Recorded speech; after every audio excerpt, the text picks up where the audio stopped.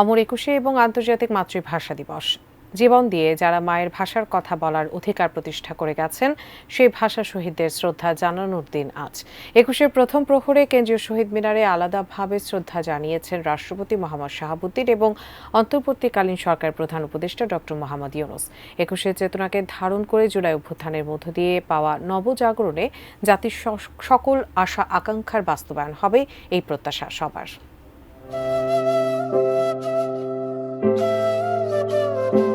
52 21 ফেব্রুয়ারির দুপুরে তরুণদের রক্তে রঞ্জিত হয়েছিল রাজপথ, রং ধরেছিল পলাশে। আজও পলাশ ফুটে, সেই ভাষা শহীদদের আজও শ্রদ্ধাভরে স্মরণ করে বাঙালি।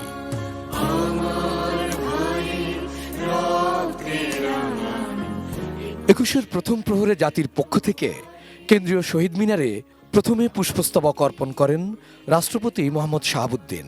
ভাষা শহীদদের স্মৃতির প্রতি শ্রদ্ধা জানিয়ে কিছুক্ষণ নীরবে দাঁড়িয়ে থাকেন তিনি।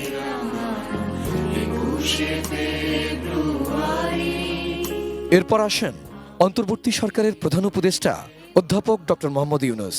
একইভাবে শ্রদ্ধা জানান তিনিও। পরে প্রধান বিচারপতি, অন্তর্বর্তী সরকারের উপদেষ্টা পরিষদ এবং প্রধান নির্বাচন কমিশনার শ্রদ্ধা নিবেদন করেন।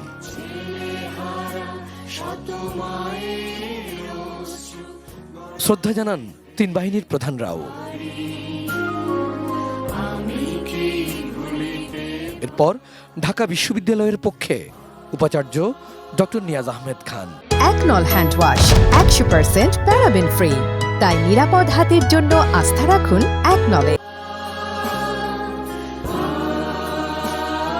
কেবল বাংলা ও বাঙালির জন্য নয়, 21 প্রেরণায় নিজের ভাষায় কথা বলার অধিকার বোধ করে সব মানুষই।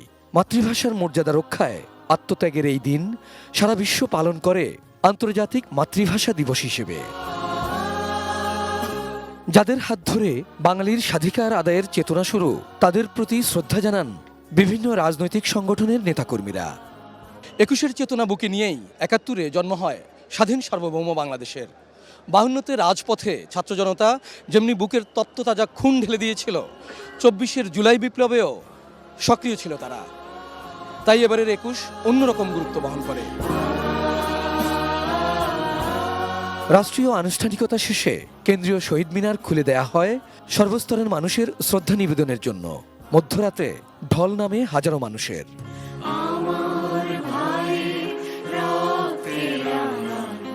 Abul Kalam Azad, ATN news, Dhaka.